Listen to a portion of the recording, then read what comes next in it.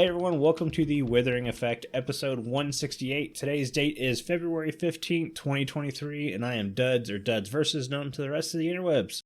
And I'm Jimbo. You may know me as Jimbo Slice 23. This month, we have a guest, co-founder and CEO of BisectHosting, Max Podkidkin. Thank you for joining us. Yeah, thanks for having me, guys. Did he butcher your last name? No, it's fine. It sounded like I butchered it.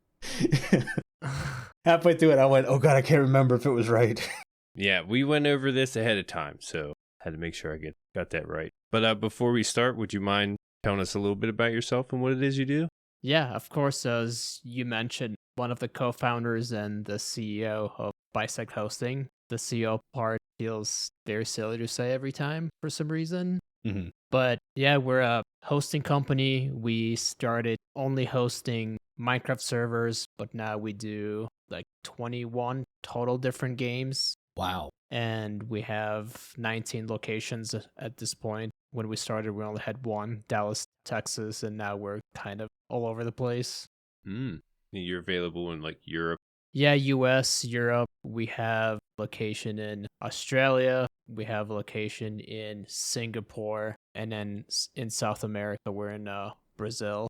Nice. Oh, wow. Yeah, so pretty much, no matter where the customer lives, they should be able to find a server that has a low latency for them. Nice. When I started the Commicraft SMP, we did the one in Virginia. I think it was Ashland, Virginia, maybe? Yeah. It was awesome. We had no latency at all. It was great. I loved it. And that's why when your people had reached out about the show, I got excited because I've always used Bisect and I've loved every minute of them. This is a good guest for me. This is an excitement time for me. Yeah, when they passed that information down to me, it's always really exciting to see when, especially if somebody who had a server with us for a very long time, because some customers definitely come and go, some they might start a server for their friends. Everybody gets lazy, kind of falls apart. So being able to see or like coming across customers or somebody that's been using it for a very long time is like really exciting for me. I remember the first week I had to serve with you guys. I actually crashed it because I was spawning in too many iron golems messing around. As you should. Oh, way to go. As we should. And I wanted to see, like, how far can I really push this thing? And I remember getting the note. It's like, hey, maybe we shouldn't do this. Took it to the limit. But I think, anytime if you're a server owner role or like anywhere close to it, you will test these things. I remember. Oh, yeah. When I had my server, and then I'd discovered world edit, so I would troll people. I would go and like delete somebody's house or something. Huh. And I'd be like, just kidding, here you go, undo. But undo sometimes doesn't work. Yeah. Oh.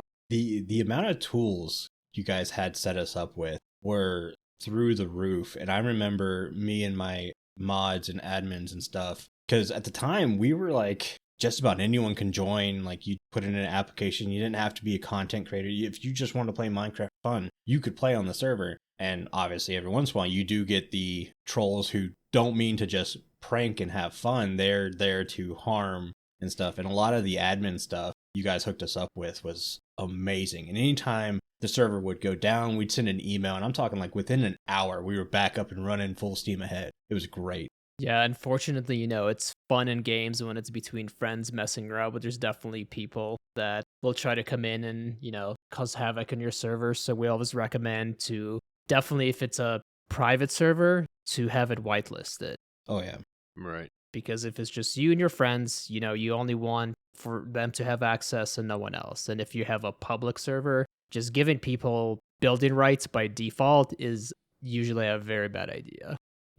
And especially because, like, sometimes we'll have customers like, oh, hey, like, these random people join my server, where they come from. Well, it's because we have to reuse IP addresses. So that IP address was probably at some point on somebody else's server. Because I don't know if you guys know, like, Minecraft uses like IPv4, and we ran out of those addresses a very long time ago.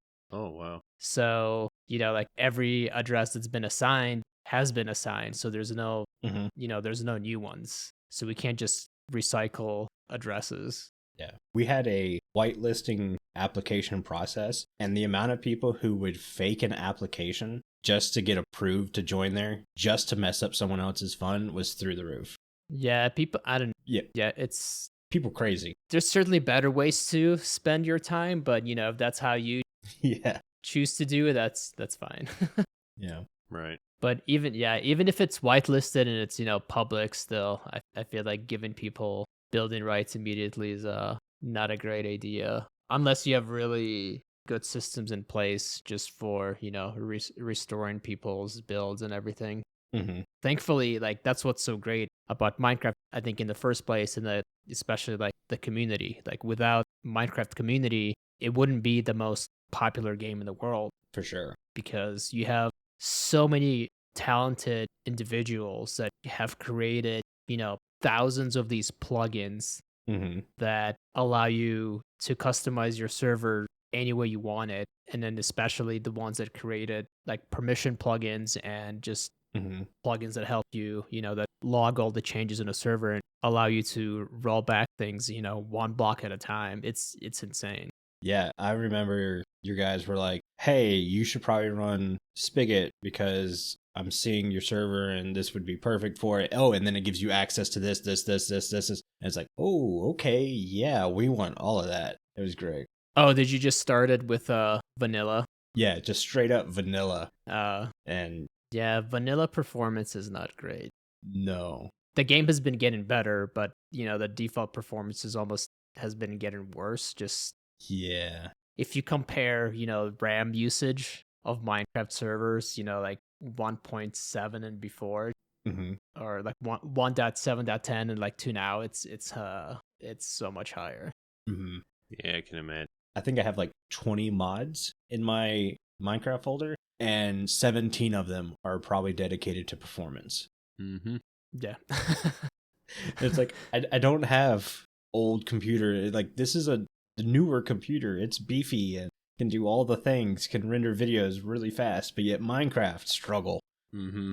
Blocky game. They have crazy blocky game. Extended not the render distance, but the world block height and level. Yeah. So there's so much being rendered in mm-hmm. now, especially with that new update. Oh yeah, when that came up, we were like, we need to like make sure this is all going to be fine mm-hmm. because it renders so much more. Right. And again, I feel like most of the improvements for performance that happened came from plugin developers and the community. I know Mojang has been making more efforts like more recently mm-hmm. in the last like year and a half, but still I think everybody's dream is for Minecraft servers to fully utilize like multi-core performance. Yes. But I don't know if that'll ever happen just because of how it's coded. Mm-hmm. Mm. Yeah, that's what me and Jimbo have been trying. So we run AMD processors for the multi because rendering videos quicker and all that stuff. But we know if you run an Intel processor, it actually runs Minecraft a lot better, and because of that single thread performance, it's like you gotta pick your battle. Yeah, you gotta pick and choose your battles.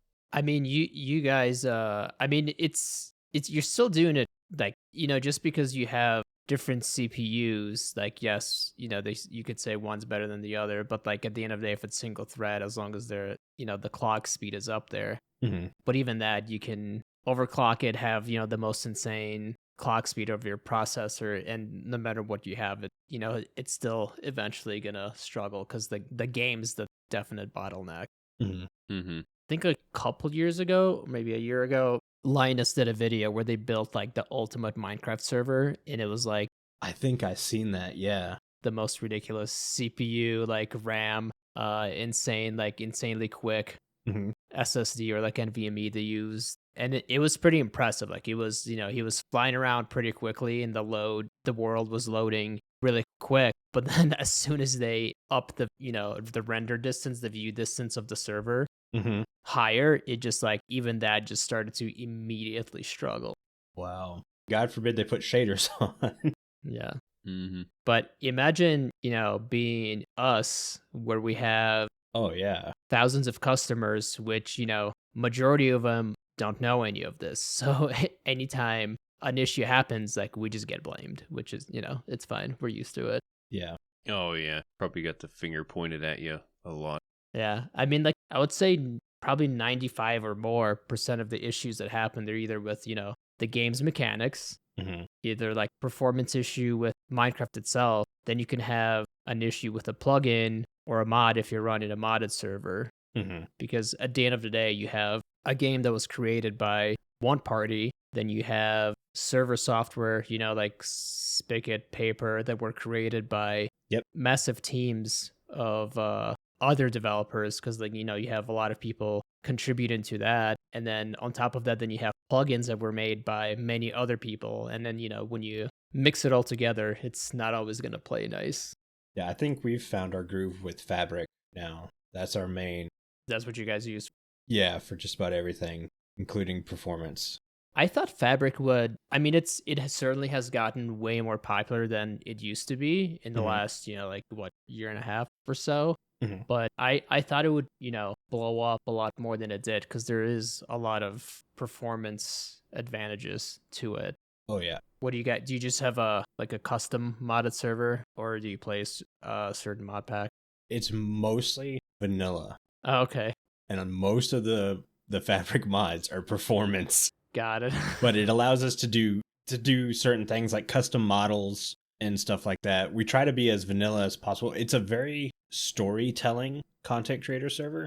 Okay. So anything we can do to enhance the story, whether it be models or making certain things do certain things outside of the game, we do. But for the most part, we don't go much deeper than that. Yeah, models are super cool for that, for what you're trying to do, because it's not only, you have mods that can change the game completely, but now you can have models, that you can add literally whatever your imagination wants to the game. Oh, yeah. It's so cool. Again, like the community's insane. Like, I don't know any other game that has, that's been as popular for as long and has as big of a community that's just dedicated to just creating so much content. And not even, on one side you have all the developers created all these things, and on the other side you have the content creators, all the YouTubers, streamers, and all of that. It's wild.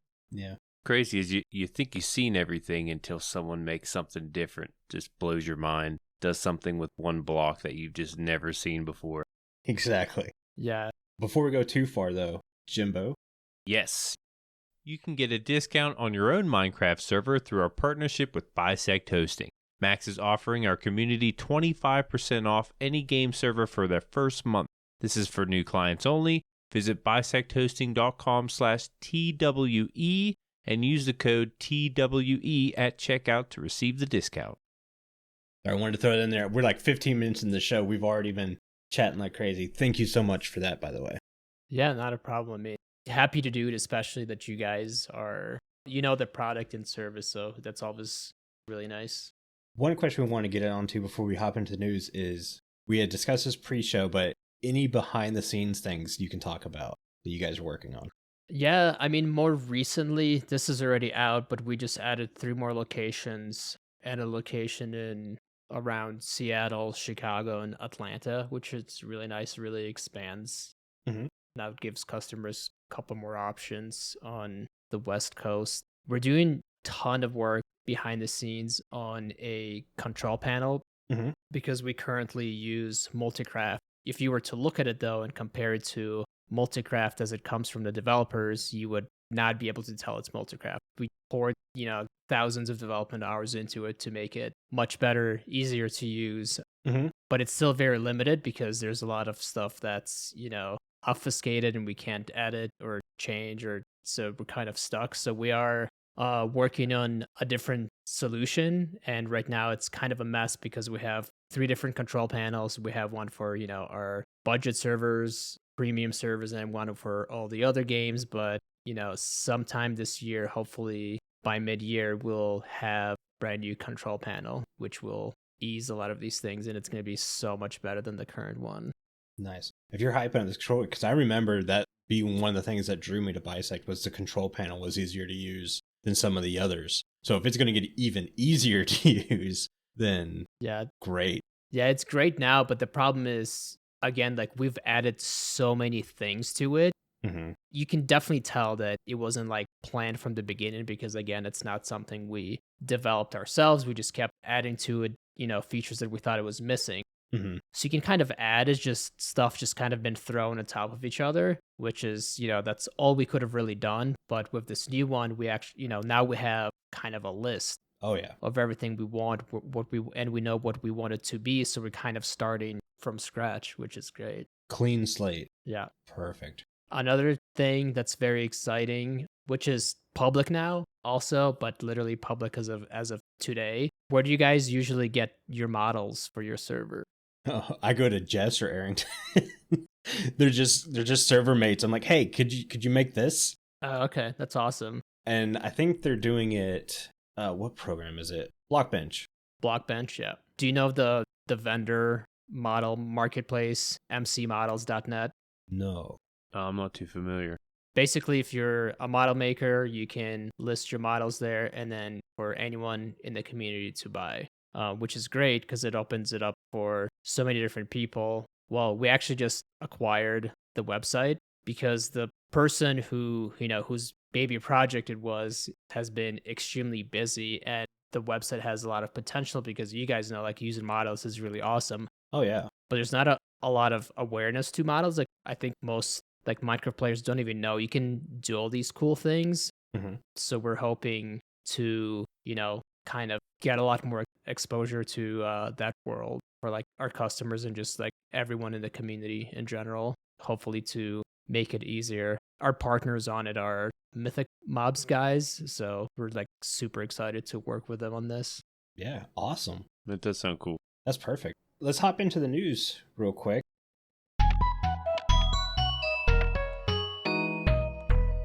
Because we do have a big snapshot that just came out today. Like, yeah, Jimbo and I have barely been able to review and look over it. We've got some of the big things, but we haven't been able to break down deeper. Let's start with Archeology. That's back. Yeah. That got announced last week. Yeah, it was announced a few days ago, I want to say. Mm-hmm. And now it's in the snapshot. Yeah, so the pots, the vases, if you want to call it, are back, where you can do the custom sides. It looks so much better than it did in that previewing of it before. And granted, we were always told that these were just placeholder models and textures, and the final ones are very good. I really like those. Mm-hmm. And you don't find them at an archaeology site as of right now. You find them at the Desert Temple and Desert Well. Desert Temple, I think you can find them at the wells. Yeah, so we're giving the wells some love finally. Mm-hmm. How long have I been asking for that? And I like the fact that they're using the desert for these. Yeah. Because the desert is pretty barren. There's not much there. Now we have camels,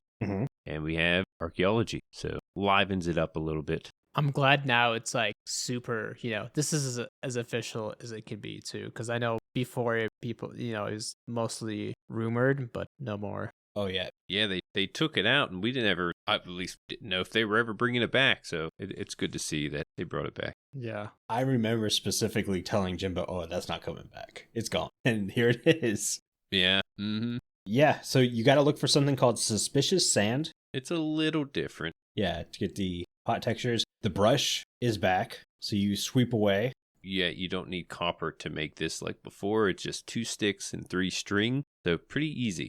Oh, nice. I started a world in the new snapshot just to see what it was like. Mm-hmm. And I actually ran into a temple, went into creative real quick and grabbed a brush. And it's a pretty cool animation. Yeah. You brushed a block. I think I got a diamond, an emerald, and one of those. What is it a shard? Yeah. I think you could call it. I think you call it a shard. Yeah, it was the skull one. Found 3 blocks inside the temple. Nice. That I could brush away. Yeah, there's different varieties of things you can get, which is pretty cool.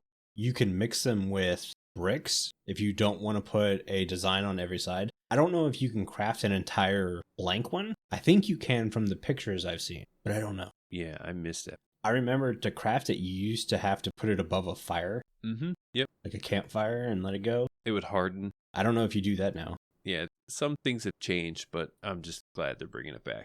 The Sniffer is coming to 120. Mm-hmm. I think we originally were thinking it was coming a little bit later on the next one because of how long the LA took to come. But yeah, Sniffer's coming. bringing its ancient seeds and flowers with it. Yeah, we got to see the new flower. I haven't seen the new flower yet. It's like a torch flower. Yeah. I'm trying to see if I could find that. I know the name of it, and I was flipping through and I couldn't find any pictures of it real quick because I was trying to read the notes from the snapshot, and I didn't focus in on too many images, but it'll be a surprise to me. I was watching Exuma Void's video. He goes over the snapshot. That's how I get a lot of the information Oh, it's pretty. for the snapshot. And he mentioned one key point. It's called a torch flower. I feel like it should give off light. And that's what he was saying. I agree. Oh. Yes. How cool would it be to have a flower that actually emitted light? Yeah, even if it's just like light level 7 or something. Yeah. Doesn't have to be anything crazy. With the new lighting effects and spawn stuff, that I would like that. Yeah, another thing I did was spawn 2 sniffers. Mm-hmm. And I didn't try to breed them. I wasn't sure. I didn't catch how you bred them. Torch flower. With the flower, that's how you breed them? I'm pretty sure. Okay. At least I think that's what I read. Also read you couldn't tame them. Okay. That sounds right. I guess they're free to roam. Yeah. Really wish I could ride one though. That'd be really cool. That would be cool. Probably fit 4 people on them. They're pretty massive. Right? That's what I was just gonna say. Like from when they first kind of were announcing him to where you first see it in game, Mhm. it's so much bigger than I thought it was. Right? Mm-hmm. They're huge. Yeah, they're pretty massive. Is it actually 2 blocks tall? I think you can see over it a little bit. Okay, so not quite player height. I'm not positive. I don't know. I'm looking at these. Well, actually, one picture I'm looking at, the player is actually shorter than its back. Ooh. Maybe I was a block above. I'm not positive. I think it might be Taller than 2? taller. Yeah. Ooh. Yeah, I kind of lost interest when they didn't dig up any seeds. I sat there for like 10 minutes. I'm like, dig up a seed. Yeah, they were sniffing around for a good while. Love the animation. Yeah. The animations are so cool. They lay down on their belly. Yeah. Like, what? I'm gonna lose it when that happens. Mm-hmm. Oh, maybe that's the difference in height between its next to the player when it's laying down versus standing. Maybe. Maybe. And finally, the big one that was just announced yesterday, the cherry blossom biome. Yeah, I was, didn't expect this. Me either. One of the things I did not expect. Yeah, this has to be one of the most requested tree other than a palm tree in the game. Yeah, probably right. Palm trees would look weird in Minecraft. How would you even do that? Oh, you can't say that. I build so many palm trees. Yeah, we make them. Yeah, we've got a lot of palm trees around our base. Would be strange to see them grow, I guess. Yeah. Like, what am I thinking? Random growth, I guess. I just looked up a palm tree in Minecraft. I'm like, okay, that makes sense. That's not how I was imagining it, but I'm also a terrible builder. My base was always in a cave, never in a nice house. That's me. Like, if you were to see my latest episodes, all I do is I find a big cliff face, put a nice facade on the front, and then I just dig inside. Go into your hole. I would always spend more time on like my storage instead of the actual house. Yes. Yes. Yep, same here. I spent 2 weeks designing my storage room to be just right for the entire season. I love storage rooms. It's like playing Sims. You're like, all right, 30 hours in building a house, time to start a new one, not actually play the game. Exactly. Mm-mm. So, behind the scenes, I went to school for architecture. Oh. Yeah, when I came out of school, there were no architecture jobs. It was the '09, just recession. So, oh, yeah. I've gone on and I've done other stuff. Never came back to architecture, but that bug has always lived inside of me. And my friend was like, well, you should play Minecraft because you would actually understand some of the building mechanics and stuff. Sure enough, yeah, that rubs off on me. And I just started building things. And then I got a job as an electrical technician for industrial VFDs and stuff. And they didn't have money to send me to school to learn it. They just had one of their technicians teaching me. And he found out that I played Minecraft. And to learn a lot of these circuits that were on these drives and stuff, he taught me through Minecraft because his kids played Minecraft. He understood the electrical circuits through Redstone.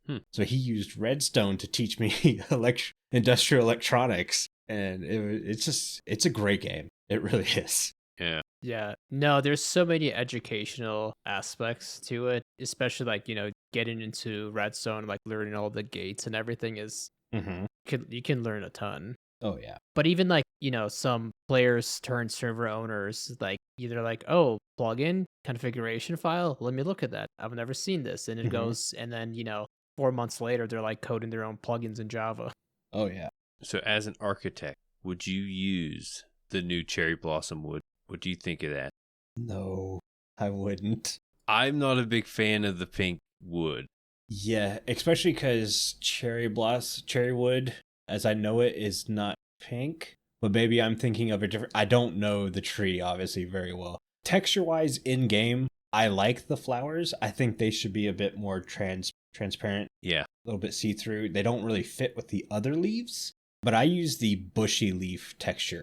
I really like the 3D effect that gives off. To me, I kind of compare it to purpur. Purpur's a great block, but it's one I've never been able to use correctly. And I feel cherry blossom trees are going to be the same way to me. It's a great block, but me personally, I'm not going to be able to use it very well. Yeah, now that I'm looking at it, it's more like Yeah, it's purple. Well, it's kind of got a lot of peach in there. Oh, you're talking about, yeah. The unstripped log, though, is like straight up purple. Oh, yeah. That's a hard... The log, yeah. But then again, I always thought I'd have a little bit of trouble with the warped wood from the nether. Mm-hmm. But I use that stuff all the time now, so maybe that changes. It's still brown on the outside, though. People might use it as like accent blocks where you depending on how you place it, so you can only see like the pinkish middle. Yeah. And the outside still looks brown, so it kind of fits with other wood. But I don't know. There's people will come up with a way to use it, and it's gonna look really nice, I'm sure. 100%, yeah. I was just about to say the same thing. Normally, when a new block comes out that we're not a fan of, somebody makes it popular. Yeah. They immediately build something and go, see, it can be used. Like, yeah, okay, you're right. Mm-hmm. The fact that it's got stairs and slabs. Great. You can make a roof out of this, and roofs can be difficult to do. I will say it probably works really well with jungle wood. I could see that. It's more of a peach color. I will say the flower carpet, I think that's what they're calling it. I'm excited to use those. I can't wait for that. And also the leaves, they give off a like an ambient... Yeah, a little particle drop. Yeah, particles. I couldn't tell if that was the leaves or if it was just the biome. It was the leaves. Are you sure? Because people will call us out on this.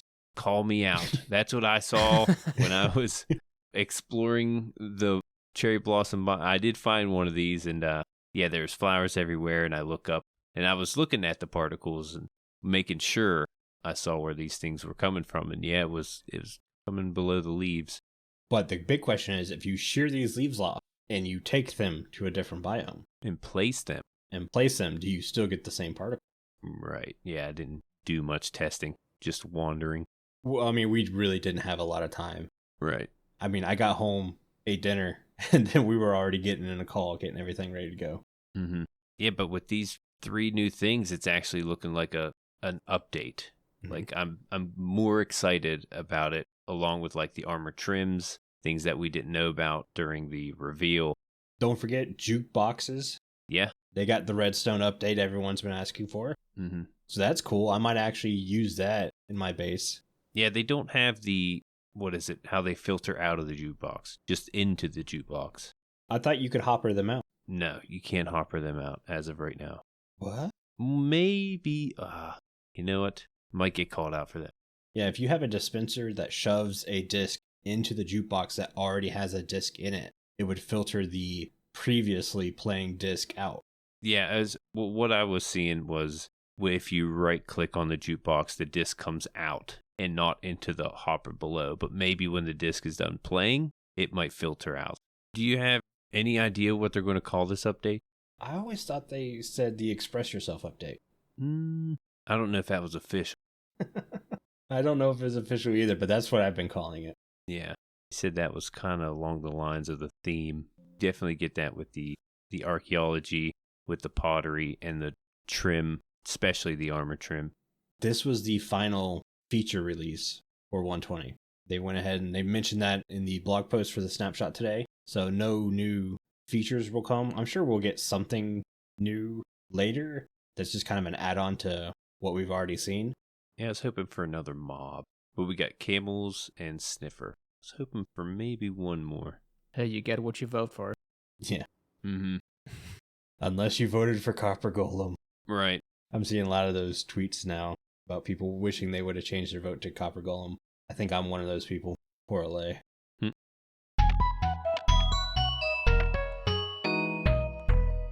Anyways, let's move on to our last episode question. And we wanted to know what you guys thought about armor trims. Most of the people on Spotify said they are a great addition for customizing your armor. And most of the people on YouTube were tied.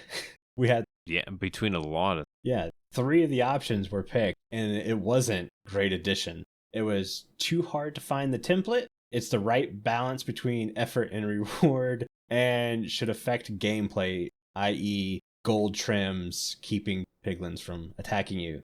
How you guys voted on all of those and tied 3 of them, I don't know, but it happened. Yeah, less votes on YouTube also than Spotify. This is true. Spotify almost had 100 votes. Yeah.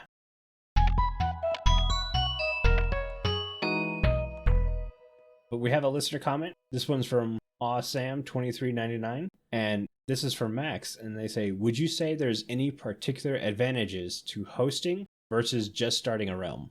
Tons. A lot of advantages to self-hosting. If you just want to, like, vanilla Minecraft, super easy with just, like, a few people. Realms are obviously super easy to do. But then on Realms, you're limited. You can't, it's either 2 or up to 10 players. That's it. You can't pick your own location, so you don't really know where they're sticking your server. I believe they use AWS still, so I'm sure, they have a lot of great locations, but again, you don't know. And for Minecraft, most of the time, it doesn't really matter, on the latency.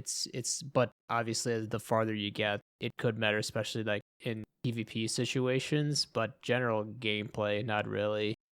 But then you're also limited what you can do. Like, you can't install any mods, you can't install any plugins. So like all the stuff we talked about earlier about if you have a public server, keeping it protected and everything is, kind of out the door with that. And then, you never get to experience the modded side of things, which there are so many mod packs. And, if you think plugins change the game a lot, or with mod packs, it's like, you're playing completely different games and stories that people have created.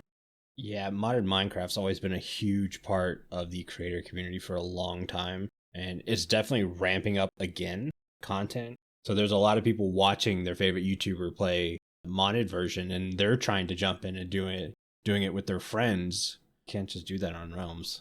Right. Yeah, it's just customization, like ease of use, yes, but like if you want even, an ounce of customization, like you definitely, you're not going to be happy with it. I think another huge thing is like for us, like it's support has been like our priority since day one. And like we said earlier, you run into many issues with just Minecraft and all these things. And if you run into issues with Realms, like Mojang is not going to get back to you in 15 minutes. We will. So if you have an issue, it could be resolved much quicker. Yeah. Like if on the Realms Reddit, there's so many posts of like people asking others for help because, because they don't really have anywhere else to go. Thank you guys for those comments. But let's move on to Creator Clash.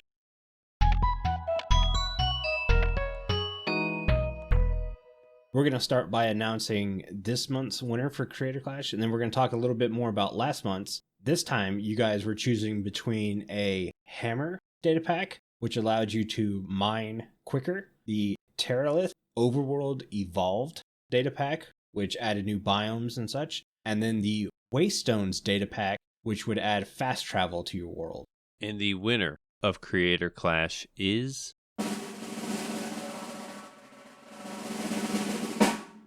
Waystones.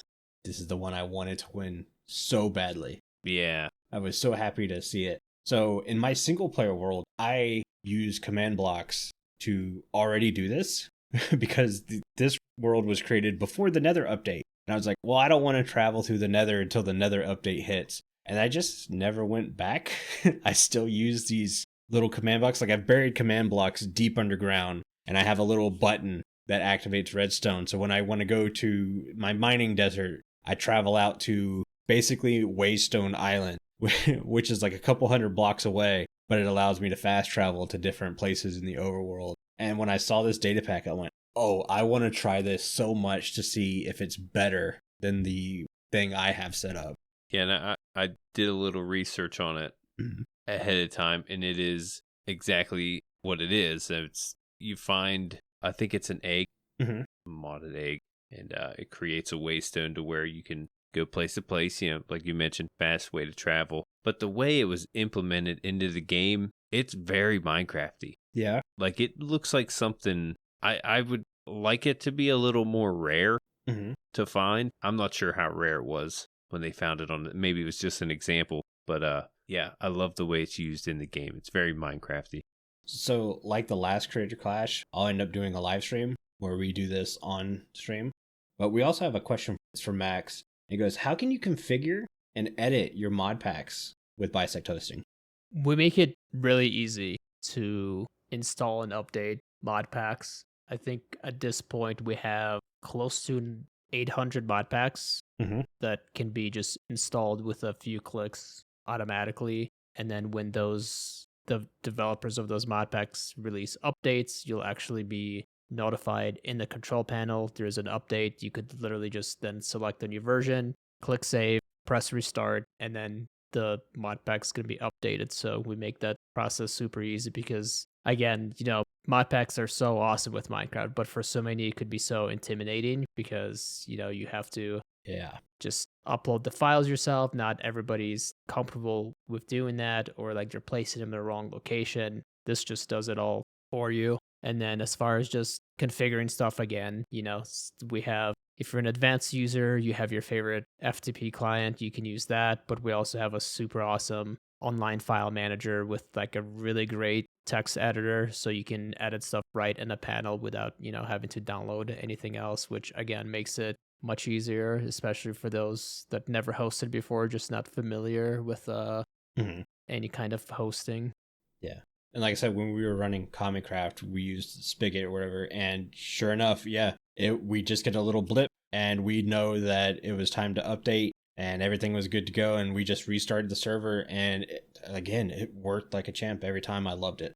It was real easy.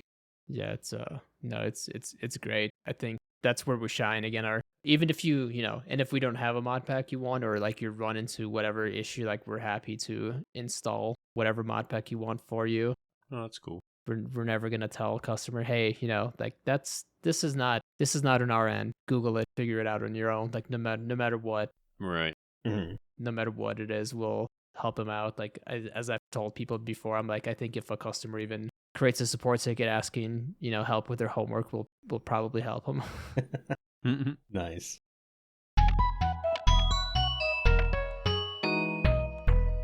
Last episode on Creator Clash, you guys chose the John Smith Legacy resource pack, and we did a live stream going over a lot of it. I believe Carl has uploaded it to our YouTube channel, so if you want to go back and watch it, you can. Some quick thoughts I had about it. So there was a lot of detail in this resource pack, more than I was used to. It was very much an oversaturation of detail compared to the vanilla pack, and I definitely didn't build in a way where it was an easy, conversion to that resource pack. I wouldn't ever just be able to turn it on a previous build and everything look 100% correct. Right. But if you were planning on building a medieval theme and you wanted to add a lot more life and theming to your build, using this resource pack alone is beautiful. Yeah, it seemed like a lot of blocks have that medieval look. But then like some other ones like kind of looked a little cartoony, and it might be because of the hard lines. Yeah. In the detail. Hard lines are such a tricky thing to build with. It's definitely one of the things I'm constantly looking at in a build palette. But to me, the one thing that stands out, the villagers were creepy though.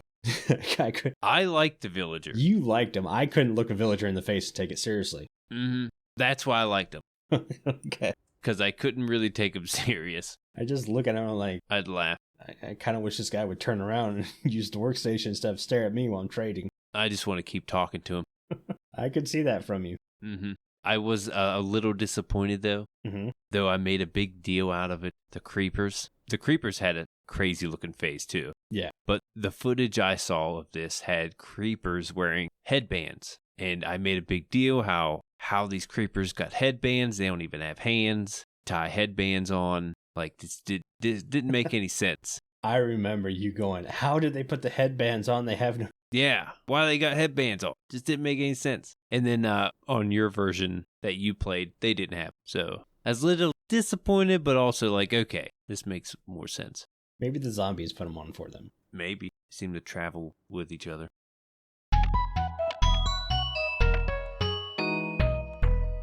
All right, time to talk more Bisect hosting. Jimbo, I think you had a couple questions you wanted to ask. Yeah, before we started with the discussion, I wanted to ask Max how Bisect started, where he was involved in it. Oh man, this is a long time ago, but the short story is basically I had my own Minecraft server that I started due to the server that I used to play on just going down. And I've always been into technology, the Internet of Things. If I'm since I got my first computer, if I'm at home, I'm at the computer. I'm not doing anything else. Mm-hmm. So that always interested me. So I was like, hey, like, how does this all work? How do you host your server? So then, I started hosting on my computer. It was supposed to be temporary. My connection wasn't good enough. So I was like, let me try using a host, and had it for a couple of weeks. And then I was like, all right, the server I used to play, usually play on is back up. Time to go. But then all the other players on a server, they're like, no, don't shut it down. Like, we like it. We already built stuff, blah, blah, blah. And I'm like, oh, and then I just felt bad. So I was like, all right, I guess I can keep it around for, maybe a month or two.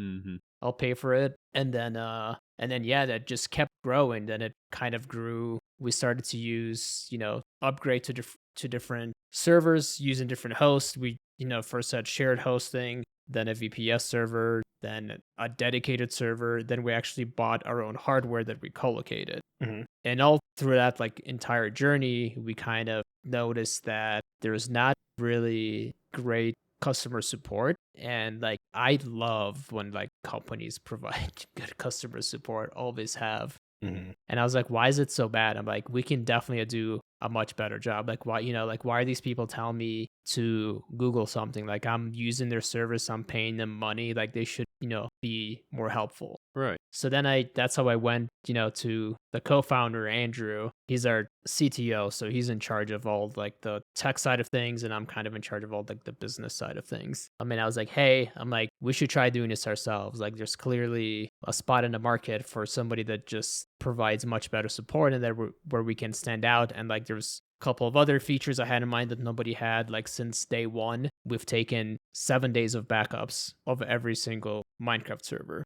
Mm-hmm. Smart. It's more common now, but 11 years ago, nobody was doing that. And I was like, we should. And he was like, no, this is going to be much more expensive. The server is going to be more expensive because we have to buy, more hardware, more drives. But I was like, yeah, but it's worth it, because I'm like, how many times have we, screwed something up on a server and we're kicking ourselves because we wish we could go back. And he's like, yeah, that's true. And then since they want people, that was one of, our customers' favorite features. Back then, it wasn't as fun though, because we used to restore backups manually. So they had to create a support ticket. And obviously, eventually we added a system where they can do it themselves now. But yeah, so it just, kind of saw an opportunity, and then we went for it. I had a credit card to Newegg. I was like, let's buy a bunch of parts there. If this fails, it's a lot of money. I had a bunch of student loans, and I'm like, this would be in addition, having all this money on this credit card. But it's, it's not it wouldn't be,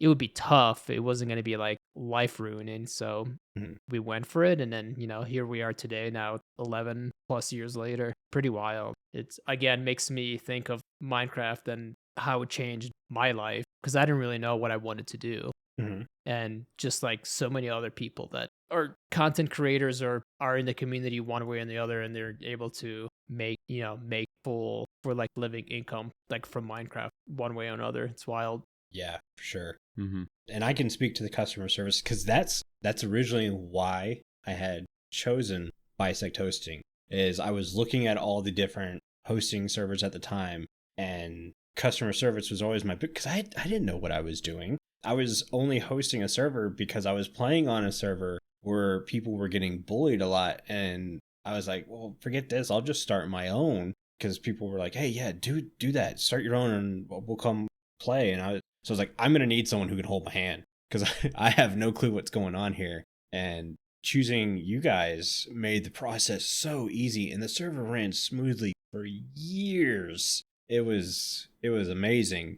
And I would progress and I would learn, and like you said, I was editing mod packs myself and putting them in and going, and it was great. It was a great experience. I felt I grew as a server owner every year.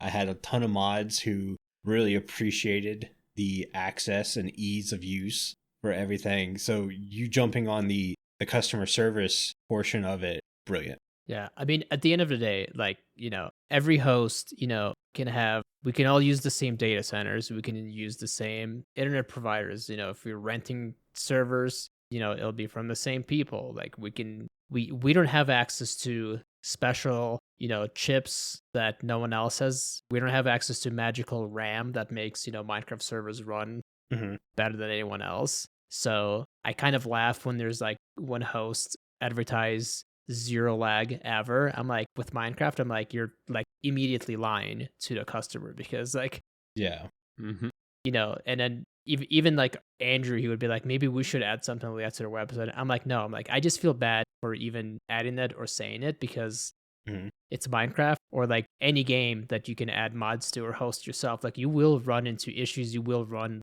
into lag. It's just, bound to happen. So kind of guaranteeing no lag is strange, but right. It's like where we can shine is the customer service. Is like when the customer is frustrated, when they are having these issues, yes, they're going to be upset. They're going to be blaming us. And, instead of blaming them back, saying, oh, this is not our fault, this is a issue with this, like, we never do that. We, like you said, we do all the hand holding they need. And pretty much every single time, once we resolve it, once it's explained, we don't have to tell them that it wasn't an issue on our end. They kind of see it. They start to understand it more.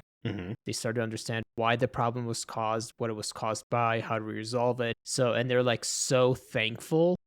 There's so many times they thank our support staff in the tickets for, and then, apologize for being mad, for, screaming at them in all caps and everything. And then just, all those bad words. Yeah. And they just feel a lot more educated. And then in the future, if something like this comes up again, they're able to handle it themselves. Nice. Yeah, that was something I definitely remember when I'd send a ticket for support and stuff. It wasn't just a, hey, I fixed it for you. It's a, hey, this is what happened. This is why it went wrong. This is how we're going to fix it. So I would learn from the process. And a lot of times I was fixing it before sending another ticket later. And I would only have to send tickets when I really was just frustrated. Yeah, we're always on, if we see like somebody from support, because we do get busy, especially on weekends. Like, our support team works like extremely hard, like they truly do. So, which sometimes, sometimes it's laziness, sometimes it's super busy, but they'll be like, oh, I, made a few changes on your server, like, please try now. And like, if we see that, we're always like, no, that's like a big no. Like, you cannot just tell them you made a few changes to check it. It's amazing you fixed the issue, but that doesn't educate the customer. It doesn't tell them what happened, why it happened.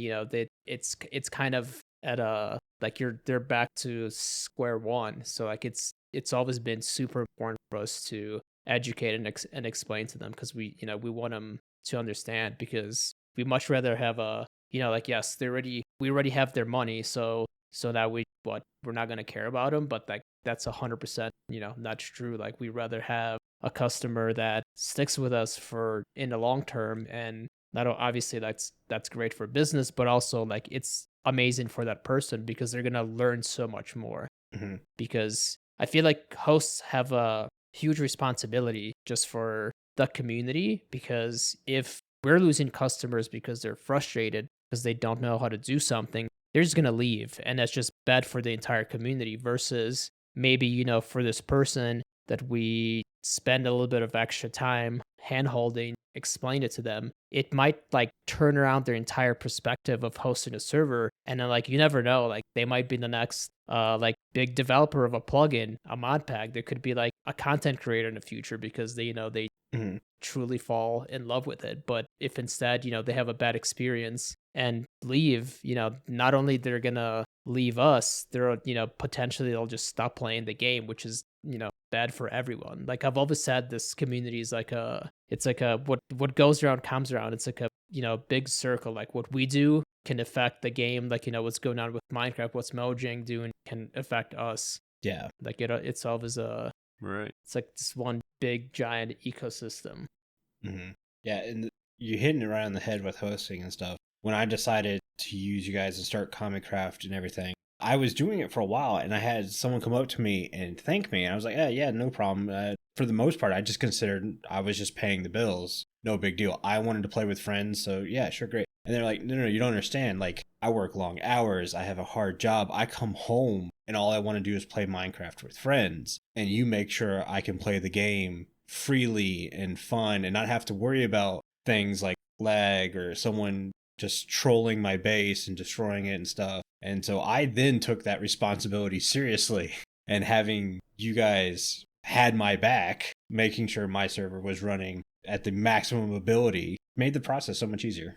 No, I mean, like when people are in servers, it's their own, they build their little online communities and they, become friends. Like some of them, I've known people from my original server that I still talk to now. And it's like, I've never met them, in real life ever, but it's still like they feel there's like closeness to it, no matter what. And then during COVID, like for around a year or so, it was amazing to be able to hang out with these people in some way. You couldn't hang out with people in person, but at least you were able to hang out with them online. So I think it was an outlet for so many people, even more than it is now. Oh yeah, for sure. Especially going through a pandemic the last couple of years. It's been a massive thing. Definitely. Yeah, me and Duds haven't met in real life, and we're pretty close. Guaranteed, me and Jimbo talk at least every other day. Are you guys at the same state, or how far are you?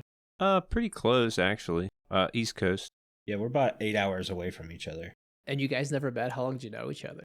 Jimbo actually joined Comic Craft about a year before it ends. So how long has it been? Was it 5 or 6 years now? It has to be at least 5. Oh my god, you guys have to meet. Oh, eventually. We wanted to do Minecraft Live. Yes. But it's an online thing. Yeah. Yeah. They do have tables for podcasts and Minecraft news in general. But yeah, we're hoping if they do have a live event in person, we'd be able to get a table, be able to do the show there. Yeah.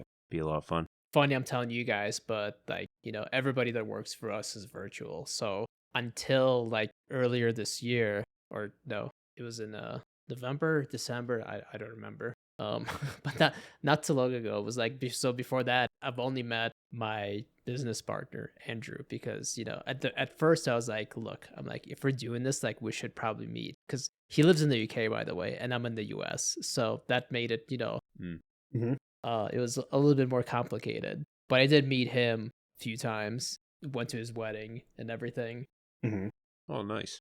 But I've literally never met any other single person at, the entire company. And then we have a bunch of people that kind of live somewhat close together on the east side of the country, like Indiana, Ohio, Pennsylvania area. So we like did a small get together, and it was great. It was really I was like, wow, I'm like, I can't believe, it took 10 years for me to meet more than one person from the company. Yeah, that's pretty cool.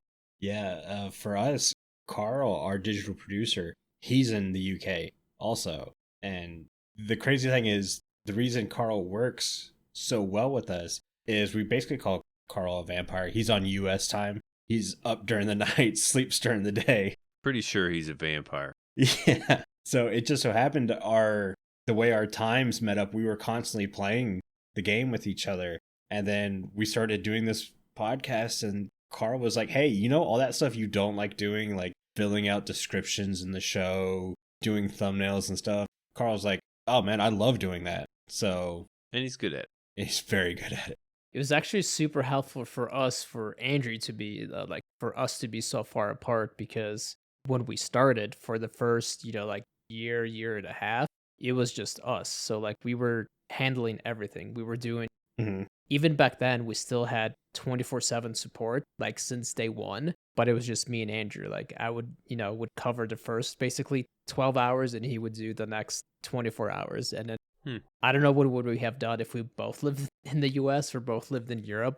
Oh, yeah. Thankfully, like the time distance between us did help, because, I would be like, okay, it's, I lived on the East, like on the Eastern time back then. So I was like, all right, it's, 2:00 my time was 7:00 his time. So I'm like, time to go to bed and then do it all over next day.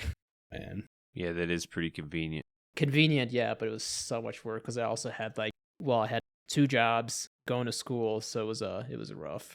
Yeah. Wow. Yeah, it's true. That's why I had bad grades. I had one more question. The Bisect hosting name. Oh, yes. We got to go over that. Yes. Where did the name come from? Quick story is we used to be, we started as the MinecraftHost.com. Then we got contacted by Mojang lawyers, and they were like, ooh, too official, even though you have plenty of companies now that have pretty names that are pretty close to that, and, they just look past it. So then we became ProMinecraftHost.com. And at that point, then we were like adding more games other than Minecraft, and we were like, probably for, the long term for the company's sake, we should probably get rid of the name Minecraft out of the company's name. While amazing for SEO, not very good for, for possible copyright infringement, or like Mojang having issues. Yeah. So then no more lawyers. I wanted something that kind of like real word, but like made sense, but didn't make sense. Like you have a lot of these companies where you're like, the name is it's like a real word or whatever, but you say it so many times, it like kind of, it just becomes that brand and nothing else. Right. We're obviously nowhere near that level. So then I was just like deep in like Google searching for like random terms. And I think what happened eventually is I Googled like mathematicals and like mathematical and science terms. And one of them was bisect, just like, which means like something that's split into 2 parts. And I was like, kind of like how it sounds, Bisect Hosting. And then like, it's me and Andrew, the company's divided in 2, was started by 2 people. And I'm like, let's just go with that. And then, so not a very cool or exciting story, but that's how it happened. No, I was asking because it does roll off the tongue. Yeah, it works. Like, you don't have to think twice about it. Also, unrelated or somewhat related, I'm very excited because I just got a custom license plate for my car that says Bisect because it was available. And I was very, very excited, like a child. Nice. You had to jump on that. Yeah, so I do want to remind the audience that Max is offering our community 25% off on any Bisect game servers for their first month. This is for new clients only. Visit bisecthosting.com/TWE and use the code TWE at checkout to receive the discount. Again, one more time, thank you so much for the code, Max. Yeah, of course. Happy to do it for you guys. But I think that's going to do it for today's show. Before I have Jimbo read us out, I want to say a huge thank you to all of our patrons who are supporting the show. Our milk level patrons are Aerington, Aubni, BoboPlaysGames, FragileRock, Loki, and Nathlech. If you too would like to get access to exclusive benefits and extra content each month, please consider joining at patreon.com/The Withering Effect. And if you like the show, you can share it with all of your friends and on social media. If you listen on Spotify, rate and follow us so you never miss a future episode. Or if you listen on Apple Podcasts, leave us a nice review. Doing any of these really helps the show reach more listeners. If you'd like to get in contact with us, send an email to podcast@thewitheringeffect.com. Tweet us, leave a voice message, or join our Discord, where you can have a chat with everyone who works on the show and fellow listeners. All the links are in the show notes. This show has been brought to you by Jimbo, myself, and also our special guest, Max. Thank you so much. Yes, thank you for joining us. Thanks for having me, guys. No problem. Our digital producer is Carl. He helps make sure the show ends up where it should be, and the amazing music you hear throughout the show is created by the one and only Decoy. Everyone's social media info can be found in the show notes. You guys have been awesome. Thank you so much for getting withered with us. Before I go drink your milk now. Bye. See you guys.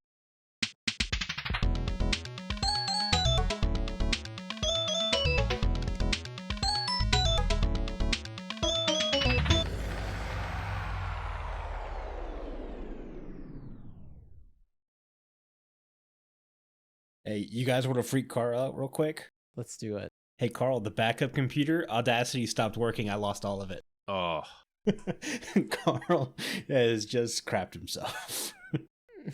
Oh, he doesn't even know it yet. doesn't know it. He listens to it. One, we're pretty close to time as it is now. And because this has stopped working, I kind of want to wrap it up.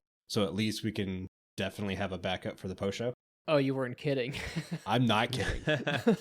The backup, like just straight up, I looked over and Audacity literally popped up and said, "Boop, there is an error with this program. Close program." Yep. Oh no.